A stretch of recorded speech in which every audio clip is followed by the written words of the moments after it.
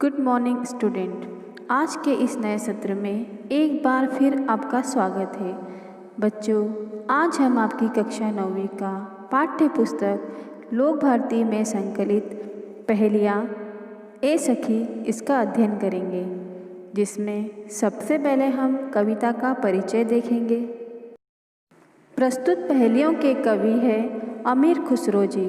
इनका जन्म 1253 ईस्वी में उत्तर प्रदेश के एटा जिले के पटियाली नामक कस्बे में हुआ था। उनका वास्तविक नाम अबुल हसन यमीनुद्दीन खुसरो है। वे पहले व्यक्ति थे जिन्होंने हिंदी, हिंदवी और फारसी में एक साथ लिखा।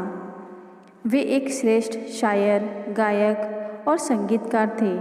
अमीर खुसरो अपनी पहेलियों और मुकरियों के लिए जाने जाते थे। उनकी मृत्यु 1325 ईस्वी में हुई। अमीर खुसरो जी हिंदी साहित्य के आदिकालीन कवियों में से एक है, यानी कि हिंदी साहित्य को जो 4 भागों में बांटा गया है, जो सबसे पहला भाग है वह है आदिकाल या प्रारंभिक काल जिसे कहा गया है। उस आदिकालीन कवियों में से एक है अमीर खुसरो जी, जिन्होंने अपनी भाषाओं में या फिर अपनी रचनाओं में खड़ी बोली हिंदी का प्रयोग किया। उस समय जनता ने उनकी भाषाओं को तथा उनकी रचनाओं को खूब पसंद किया। बच्चों, कवि की जानकारी लेने के बाद अब हम पहेलियाँ संबंधी जानकारी देखेंगे। इस पहेली की विधा है मुकरिया, जिसे हम पहेलियाँ भी कहते हैं। तो उस मुकरियों को हम शुरू करेंगे।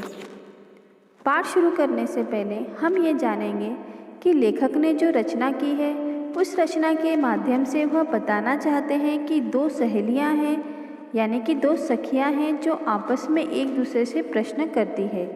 यानी एक सखी जो है वो दूसरे सखी से प्रश्न करती है, पहेली पूछती है, और जब दूसरी वाली सहेली उसका जवाब देती है तो पहली वाली सखी उस चीज़ को बदलकर फिर उसका जवाब दूसरा देती है।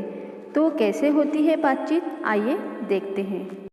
बच्चों, सबसे पहले हम प्रथम पहेली में आए कठिन शब्दों को लेंगे, जिसमें पहला शब्द है भोर, जिसका अर्थ होता है प्रातःकाल या फिर सवेरे।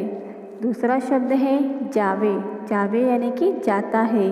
तीसरा शब्द है अचरज यानी कि आश्चर्य, और अंतिम शब्द है न्यारा, जिसका अर्थ होता है निराला या फिर अनोखा। कठिन शब्दों का अर्थ लेने के बाद अब बारी आती है सरल अर्थ की। सबसे पहले एक सखी दूसरी सखी से पूछती है, मैं एक पहेली पूछती हूँ, तुम उसका जवाब दो। वह सखी पूछती है, रात समय वह मेरे आवे, भोर बहे वह घर उठी जावे। यह अचरज है सबसे न्यारा, ए सखी साजन ना सखी तारा। एक सखी दूसरी सखी से पूछ रही है, ए सखी बताओ कि रात के समय वो मेरे पास आते हैं, सुबह होते ही वो उठकर घर चले जाते हैं। यह अचरज यानी यह आश्चर्य सबसे न्यारा है, यानी अनोखा है। तो तुम बताओ सखी, वह कौन है? तो दूसरी वाली सखी जवाब में क्या कहती है, ए सखी वह साजन है। फिर दूसरी वाली सखी जवाब देती है, यानी जो पूछ रही है वह जवाब दे रही है कि ना सखी वह तो तारा है। आपने ध्यान दिया होगा, जब हम रात के समय सोते हैं तो वह आ जाता है और सुबह होते ही वह गायब हो जाता है। तो कैसा आश्चर्य है। तो फिर जो प्रश्न करती है सखी वही जवाब देती है कि नहीं सखी, वो साजन नहीं है, वह तो तारा है। अब हम दूसरी पहेली के अंतर्गत आए कठिन शब्दों को लेंगे, जिसमें सबसे पहला शब्द है आवे, यानी कि आता है। दूसरा शब्द है दूजा, जिसका अर्थ होता है दूसरा, और तीसरा शब्द है वाके, जिसका मतलब होता है उसके। कठिन शब्दों को लेने के बाद अब हम दूसरी पहेली देखेंगे। दूसरी पहेली में एक सखी दूसरी सखी से पूछती है कि वह आवे तब शादी होए, उस दिन दूजा और न कोई। मीठे लागे वाके बोल, ए सखी साजन ना सखी ढोल। यानी कि पहली सखी दूसरी सखी से कहती है, वह आवे तब शादी होए, यानी कि अगर वह आता है तो शादी होती है। और उस दिन दूजा और न कोई, यानी उस दिन किसी दूसरे की वैल्यू नहीं है। मीठे लागे वाके बोल, और उसकी जो बोली है वह बहुत अच्छी लगती है, मीठी लगती है। तो सखी जिससे वो प्रश्न करती है वह क्या जवाब देती है कि वह कौन है? तो कहती है सखी साजन। तो वह कहती है नहीं सखी, वह साजन नहीं है, वह तो ढोल है। शादी में तो ढोल आता है, तो फिर वही कहा गया है कि वह आता है तब शादी होती है। शादी के दिन उसके सिवा और कोई नहीं होता है, उसके बोल लोगों को मीठे लगते हैं।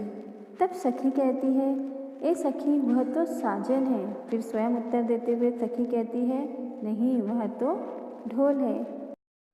अब हम तीसरी पहेली के अंतर्गत आए कठिन शब्दों को लेंगे, जिसमें सबसे पहला शब्द है भरी, जिसका अर्थ होता है भरकर। दूसरा शब्द है तपन, यानी कि गर्मी। तीसरा शब्द है भारी, यानी कि बड़ा। और अंतिम शब्द है तन, जिसका अर्थ होता है शरीर। तीसरी पहेली में आए कठिन शब्दों का अर्थ लेने के बाद अब हम पहेलियों को पढ़ेंगे और उसका सरल अर्थ देखेंगे। जब मांगू तब जल भरी लावे, मेरे मन की तपन बुझावे।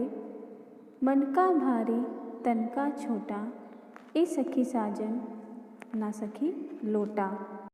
जब पहली सखी प्रश्न पूछती है, कहती है कि जब मैं मांगती हूँ तो मेरे लिए जल भरकर लाता है और मेरे मन की ताप को बुझाता है, यानी अग्नि को बुझाता है, अर्थात मेरी प्यास को बुझाता है।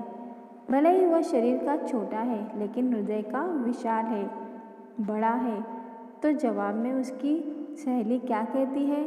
ए सखी, यह साजन है। तो जवाब में वह सखी बोलती है नहीं सखी, वह तो लोटा है, लोटा जिसमें हम जल भरते हैं। बच्चों, अब हम चौथी पहेली के अंतर्गत आए कठिन शब्दों को लेंगे, जिसमें सबसे पहला शब्द है बेर बेर, यानी कि बार बार।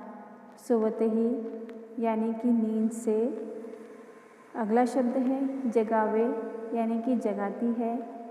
व्याकुल, बेचैन। अंतिम शब्द है हक्का बक्का, यानी कि आश्चर्यचकित। कठिन शब्दों का अर्थ लेने के बाद अब हम पहेली पढ़ेंगे और उसका सरल अर्थ देखेंगे। बेर बेर सोवत ही जगावे, ना जागो तो काटे खावे। व्याकुल हुई मैं हक्की बक्की, ए सखी साजन ना सखी मक्खी। पहली वाली सखी प्रश्न करती है कि बेर बेर, यानी कहती है कि वह बार बार सोते हुए मुझे जगाता है। अगर मैं नहीं जागती हूँ तो मुझे काटता है और परेशान करता है। मैं परेशान हो गई हूँ और कुछ नहीं कर पा रही हूँ। तो फिर कहती है ए सखी, यह कौन है? तो वह कहती है वह साजन है। तो फिर वह जवाब देती है कि नहीं सखी, वह तो मक्खी है। अब हम पांचवी पहेली के अंतर्गत आए कठिन शब्दों को देखेंगे, जिसमें सबसे पहला शब्द है सुरंग, जिसका अर्थ होता है सुंदर रंग। गुणवंत, यानी कि गुणवान। और अंतिम शब्द है चटकीला, यानी कि भड़कीला, या फिर जिसे हम चमकदार भी कह सकते हैं। कठिन शब्दों का अर्थ लेने के बाद अब हम पहेली पढ़ेंगे और उसका अर्थ समझेंगे। अति सुरंग है रंग रंगीलो, है गुणवंत बहुत चटकीलो। राम भजन बिन कभी न सोता, क्यों सखी साजन ना सखी तोता। प्रश्न कर रही है सखी कि वह बहुत ही सुंदर रंग वाला है, खुश मिजाज है, उसके साथ ही वह गुणवान और चमकीले रंग का भी है। राम का भजन किए बिना वह कभी नहीं सोता है। तो जवाब में उसकी सहेली क्या कहती है? ए सखी, वह साजन है। तो जवाब में वह खुद क्या कहती है? नहीं सखी, वह तो तोता है, तोता जिसे हम पैरट भी कहते हैं। अब हम छठवीं पहेली के अंतर्गत आए कठिन शब्दों को लेंगे, जिसमें सबसे पहला शब्द है अर्धनिशा, यानी कि आधी रात। भवन, यानी कि भवन या फिर घर। अगला शब्द है वर्णे, यानी कि वर्णन कर सके। और अंतिम शब्द है निरखत ही, यानी कि देखते ही। कठिन शब्दों का अर्थ लेने के बाद अब हम पहली पढ़ेंगे और उसका अर्थ समझेंगे। अर्धनिशा वह आयो भवन, सुंदरता बरने कवि कौन। निरखत ही मन भयो आनंद, क्यों सखी साजन न सखी चंद। यहाँ पर प्रश्न करती है सखी कि आधी रात को वह भवन में आता है, उसकी सुंदरता का वर्णन कोई कवि नहीं कर सकता है। उसे देखते ही मन आनंद से भर उठता है, बताओ वह कौन है। तो फिर उसकी सखी जवाब में क्या कहती है कि साजन। फिर वह खुद स्वयं जवाब क्या देती है कि नहीं सखी, साजन नहीं, वह तो चंद्रमा है। अब हम 7वीं पहेली में दिए गए कठिन शब्दों को देखेंगे, जो है शोभा यानी कि सौंदर्य, बढ़ावनहारा बढ़ाने वाला, छिन का अर्थ होता है क्षण, न्यारा जिसका अर्थ होता है अलग, पहर यानी 3 घंटे का समय, अंजन यानी कि आँखों में लगाने का अंजन या फिर काजल। प्रस्तुत पंक्तियों के कठिन शब्दों को लेने के बाद अब हम पहेली को पढ़ेंगे और उसका अर्थ समझेंगे। शोभा सदा बढ़ावनहारा, आँखिन से छिन होत न न्यारा। 8 पहर मेरो मनोरंजन, क्यों सखी साजन ना सखी अंजन। यानी कि यहाँ पर सखी पूछ रही है कि हमेशा आँखों की सुंदरता को बढ़ाने वाला है तथा आँखों से क्षण भर अलग हो तो वो मुझे अच्छा नहीं लगता है। यानी कि 8 प्रहर यह मेरे मन को भाता है। ए सखी, क्या यह साजन है। तो जवाब में कहती है नहीं, यह तो काजल है। अंजन का अर्थ होता है काजल। अब हम 8वीं पहेली में आए कठिन शब्दों को देखेंगे, जिसमें सबसे पहला शब्द है जग, यानी कि संसार। जासो का अर्थ होता है जिससे, नेक यानी कि तनिक भी, धीरज का अर्थ होता है धैर्य, छिनक का अर्थ होता है क्षण और अंतिम शब्द है नीर, जिसका अर्थ होता है जल। कठिन शब्दों का अर्थ लेने के बाद अब हम पहली पढ़ेंगे और उसका अर्थ समझेंगे। जीवन सब जग जासो कहे, वा बिनु नेक न धीरज रहे। हरे छिनक में हिय की पीर, क्यों सखी साजन न सखी नीर। इस पहेली में सखी पूछ रही है कि हमारा जीवन सब जग जासो कहे, यानी जिसे पूरा संसार जीवन कहता है, वा बिन नेक न धीरज रहे, उनके बिना या उसके बिना धीरज मन को नहीं रख सकता है, बिल्कुल भी धैर्य नहीं रखा जा सकता है। अगले पंक्ति में कहा गया है हरे छिनक में हिय की पीर, यानी कि एक क्षण में हृदय की पीड़ा को, दर्द को वह हर लेता है। तो वह कौन है। तो जवाब में कहती है वह साजन है। फिर वह स्वयं जवाब में कहती है कि नहीं सखी, वह तो नीर है। नीर का अर्थ होता है पानी या जल। बच्चों, अब हम अंतिम पहेली में आए कठिन शब्दों को देखेंगे, जिसमें सबसे पहला शब्द है सबही, यानी कि सभी, फूले यानी कि पुलकित हो जाते हैं, प्रसन्न हो जाते हैं, सीरा का अर्थ होता है ठंडी, भई यानी कि हुई और अंतिम शब्द है लगावत, यानी कि लगाते ही। अंतिम पहेली के कठिन शब्दों को लेने के बाद अब हम इन पहेली को पढ़ेंगे और साथ ही साथ इसका अर्थ भी देखेंगे। बिन आए सबही सुख भूले, आए ते अंग अंग सब फूले।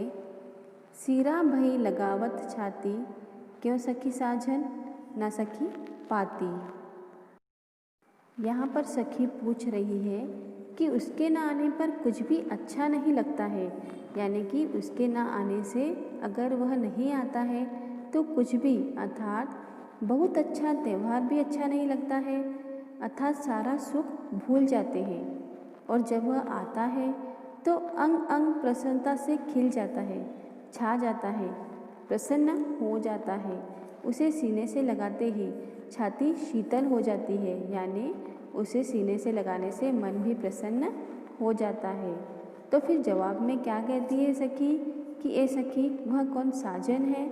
फिर वह जवाब में कहती है नहीं सखी वह तो पत्र है।